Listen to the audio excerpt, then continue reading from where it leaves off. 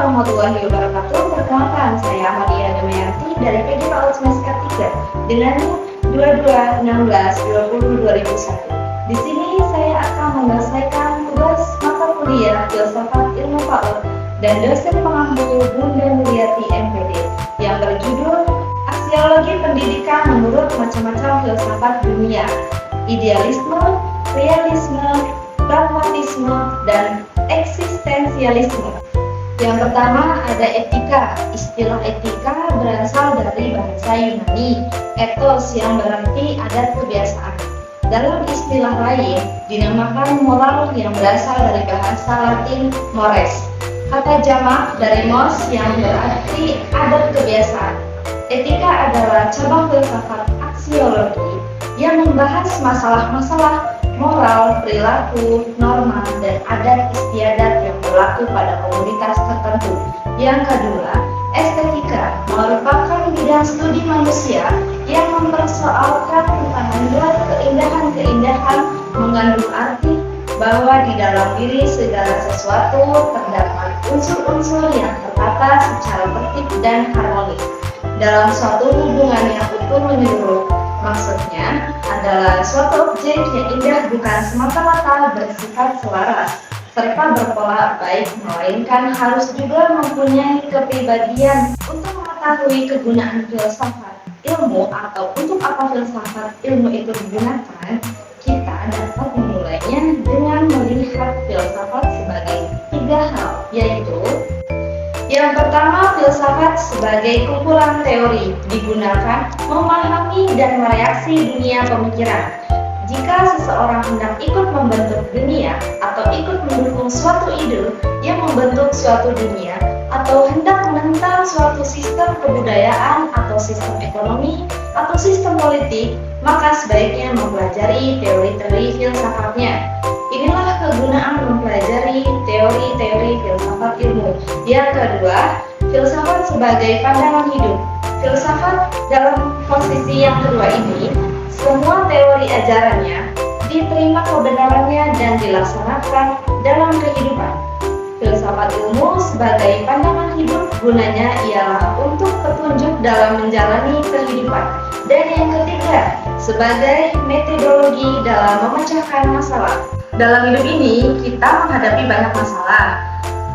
Kehidupan akan dijalani lebih enak bila masalah-masalah itu dapat diselesaikan. Ada banyak cara menyelesaikan masalah, mulai dari cara yang sederhana sampai yang paling rumit. Bila cara yang digunakan amat sederhana, maka biasanya masalah tidak terselesaikan secara tuntas. Penyelesaian yang detail itu biasanya dapat mengungkap semua masalah yang berkembang dalam kehidupan manusia. Yang pertama, pengertian aksiologi.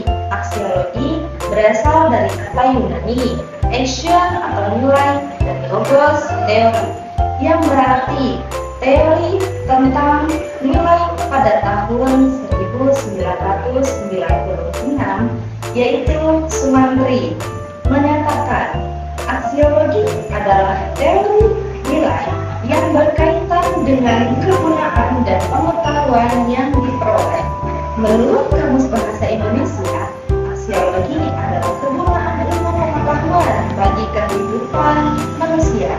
Kajian tentang nilai-nilai khususnya etika. Aksiologi merupakan cabang filsafat ilmu yang membicarakan tentang tujuan ilmu pengetahuan itu sendiri dan bagaimana manusia menggunakan ilmu tersebut. Jadi, hakikat yang ingin dicapai aksiologi adalah hakikat manfaat yang terdapat dalam suatu pengetahuan. Objek kajian aksiologi adalah menyangkut masalah nilai kegunaan ilmu, karena ilmu harus disesuaikan dengan nilai-nilai budaya dan moral, sehingga nilai kegunaan ilmu itu dapat dirasakan oleh masyarakat. Yang kedua, aksiologi menurut filsafat dunia. Menurut idealisme, aliran filsafat idealisme merupakan suatu aliran filsafat yang menggunakan jiwa. Pertemuan antara jiwa dan cinta melahirkan suatu angan-angan, yaitu dunia ideal. Pokok pemikiran idealisme adalah satu, meyakini adanya Tuhan sebagai ide tertinggi dari kejadian alam semesta ini. Dua, dunia adalah suatu totalitas, suatu kesatuan yang logis dan bersifat spiritual. Yang ketiga, kenyataan sejati ialah bersifat spiritual. Dan yang keempat, idealisme berpendapat bahwa manusia menganggap roh atau sukma lebih berharga dan lebih tinggi daripada materi bagi kehidupan manusia. Menurut realisme adalah filsafat barat yang berpengaruh pada akhir abad ke-19 dengan memasuki abad ke-20.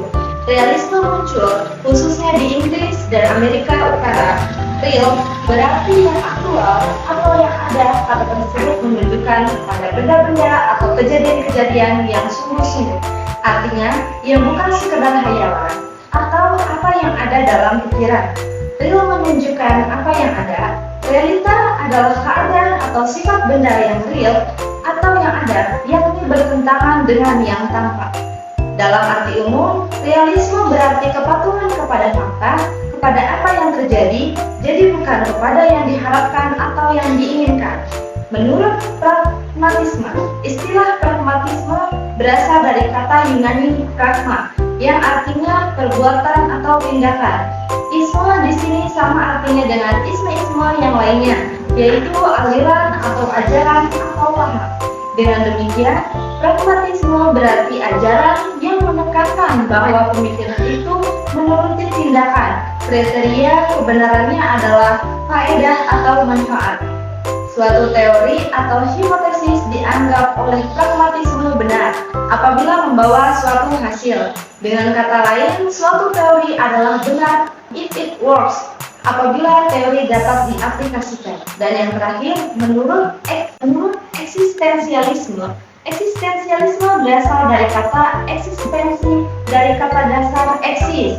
Kata eksis itu sendiri berasal dari bahasa eks, ruang, dan sistem, berdiri. Jadi eksistensi berdiri dengan keluar dari diri sendiri. Filsafat eksistensi tidak sama persis dengan filsafat eksistensialisme. Filsafat eksistensialisme lebih sulit ketimbang eksistensi. Dalam filsafat dibedakan antara esensia atau eksistensia. Esensia membuat benda, tumbuhan, binatang, dan manusia oleh esensia. Sosok dari segala yang ada mendapatkan bentuknya. Oleh esensia, kursi menjadi kursi, pohon mangga menjadi pohon mangga, harimau menjadi harimau, dan manusia menjadi manusia. Namun dengan esensia saja, segala yang ada belum tentu berada. Kita dapat membayangkan kursi, pohon mangga, harimau, atau manusia, namun belum pasti apakah semua itu sungguh ada, sungguh tampil, dan sungguh hadir.